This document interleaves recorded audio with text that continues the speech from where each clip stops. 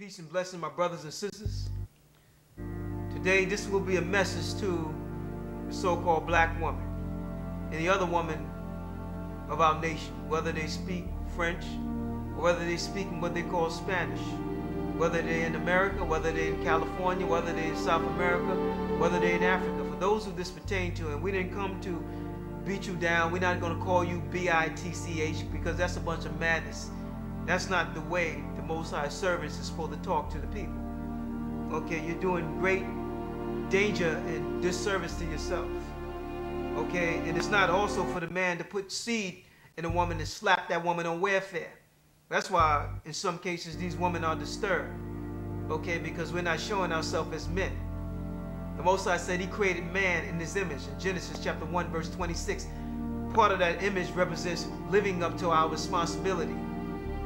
Like it says in the book of 1 Timothy, the 5th chapter, in the 7th verse. And these things give in charge, that they may be blameless. Because the Most High wants us to be blameless, men and women. But this sermon is dedicated to you sisters here today. 8th verse. But if any man provide not for his own, talking about the own people of his own nation, because it talks about two owns, but the first own is talking about being charitable to the brothers and sisters of your nations, for the one that we can reach in understanding and wisdom, because you can't help everybody, because everybody is not dealing with that frequency of love and understanding. Some people, okay, the situation that they go into, that's the Most High judgment on them, and you can't remove that, and we have to understand that as well. But if any man provide not for his own, and especially for those of his own house.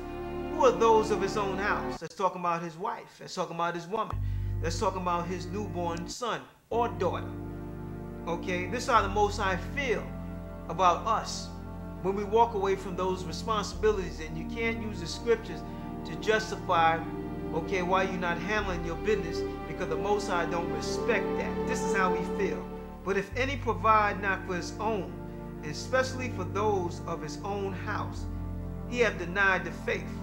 Because what is the faith also?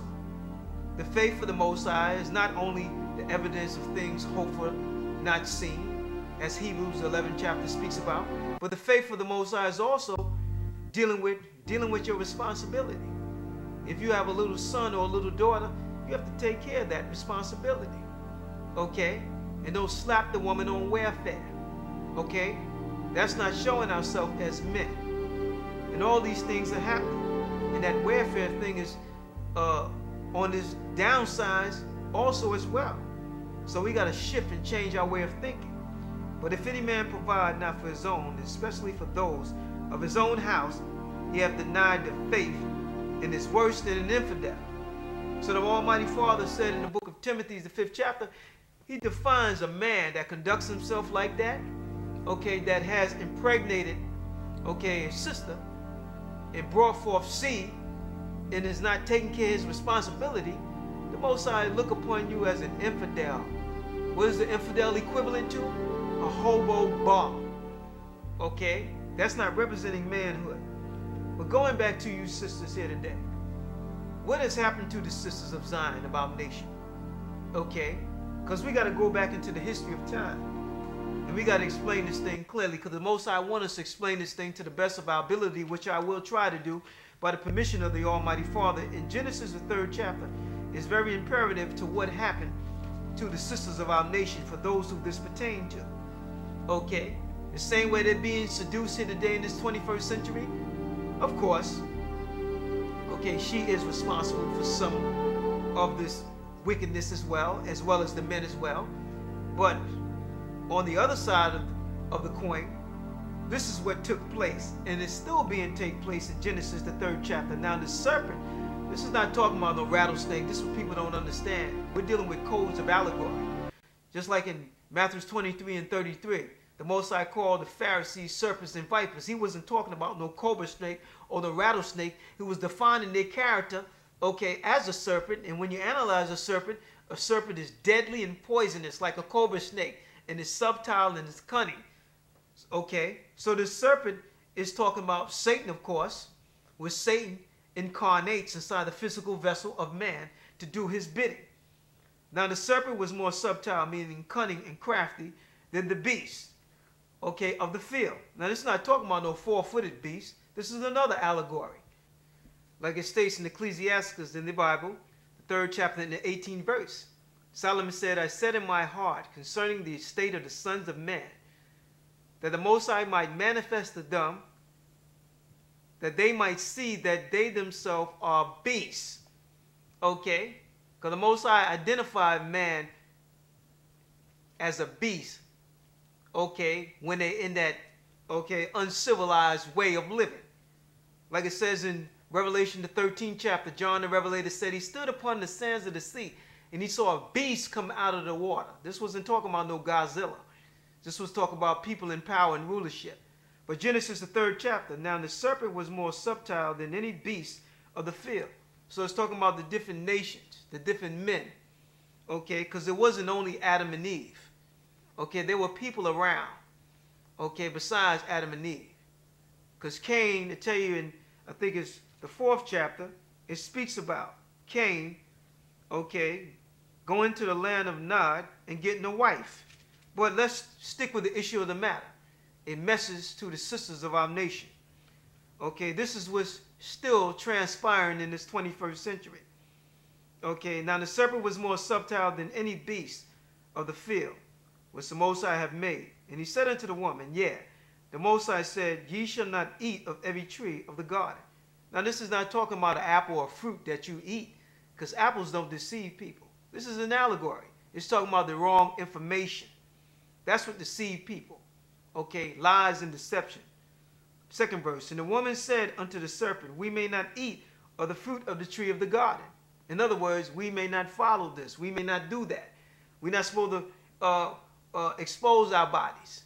We're not supposed to wear these harlot prostitute uniforms. We're not supposed to conduct ourselves like a whore or a prostitute. Okay, we're not supposed to be high-minded and arrogant. We're not supposed to sell our soul, okay, for temporary materialistic things. We're supposed to live a righteous life. And the woman said unto the serpent, this was not talking about a rattlesnake, like I said before, Matthew 23:33. The Most High identified the wicked Pharisees, okay, as serpents and vipers.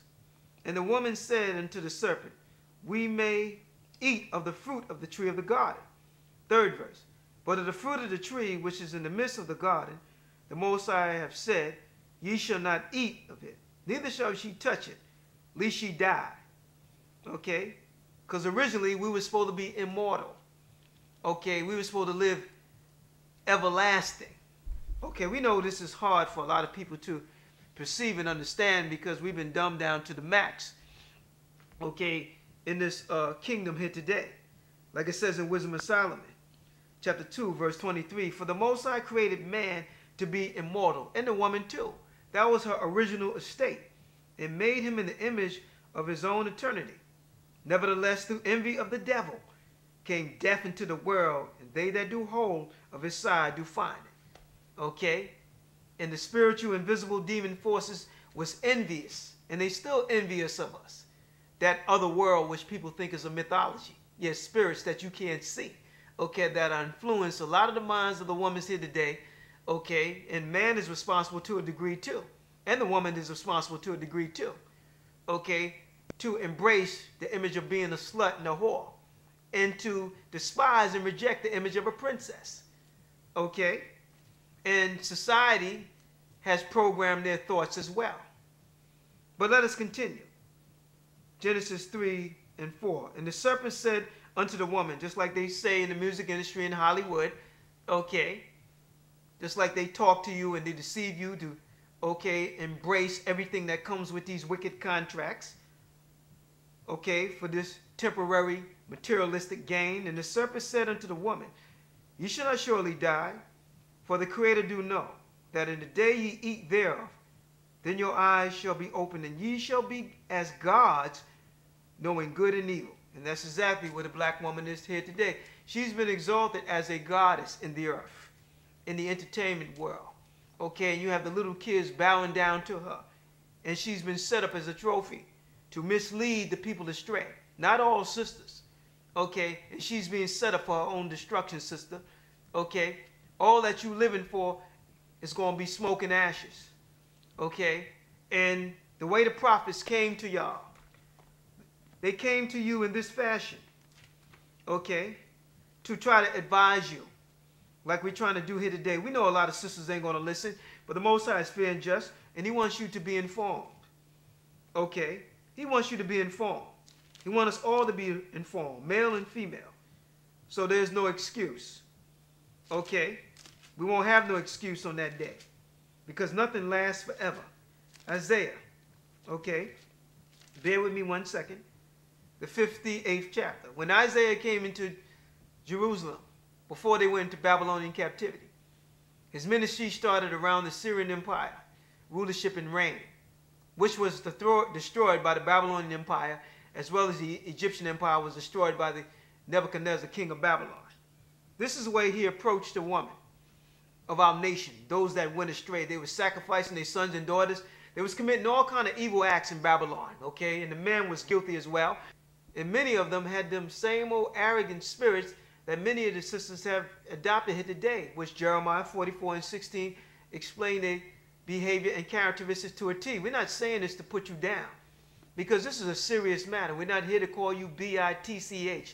We're here to explain the situation of the matter and what has happened to you. But this is how the servants of the Most High approach you when you err, as well as the man. And we're not picking on you, okay, because the Most High wants you to be informed too. This is what Isaiah would say to you, okay, when you have erred in your ways, okay, selling your flesh for temporary materialistic things for those who this pertain to, okay, with those high-heeled shoes and those indecent uniforms which you have been brainwashed into, that is the true image of a woman. That is not the right image of a woman. That is the image of a savage woman. That is the image of a cave woman. That's the image of a whore, a slut. You're much more better than that. You was created to be the princess of the earth. But through your pride and arrogancy and disrespect against the Creator Most High, you've been reduced, okay, to a degenerate in the earth. But you don't have to be like that. Isaiah 58. The Most High told Isaiah to cry aloud to you. Spare not. Lift up thy voice like a trumpet. And when Isaiah lifted up his voices, he didn't say, I can't wait to kill you bitchs. He explained the situation with intelligence. He didn't call you a hoe, a slut, or a skeezer. Okay? Cry aloud, spare not, lift up thy voice like a trumpet, and show my people their transgression, and the house of Jacob their sins. And what is your sins? Your sins is that you're selling your flesh for temporary materialistic things. Your sins is your attitude, your arrogancy, your pride, for those who this pertain to. Your sins is that you are fighting against the Creator, Nicki Minaj and many more. Okay? You have signed up to be a servant of Satan to pollute the minds of the kids. That's what a lot of sisters are living for. Okay, your entertainment world is going to be crushed and sabotaged one day. And the Most High is warning you to change your way as well. There's no exception to the rule. Okay? And the Most High is mad at you as well. Okay? He's mad at your conduct and your behavior. He's sick and tired of your spandex because he didn't create you to be that way. Okay? And he wants you to know that here today. The Most High created you to be the example of womanhood in life. You were supposed to be the princesses of all women. Okay? But you lost your crown through disobedience. Ecclesiastes chapter 26 and 25 explains what you have been reduced to. A shameless woman shall be counted as a dog. And what is a dog? A dog is a woman that sleeps around with every Tom, Dick, and Harry that's also into hoe-hopping and stripping in the porn industry. You lost the way. And we're here to tell you here today, sister, okay, like a big brother talks to his little sister.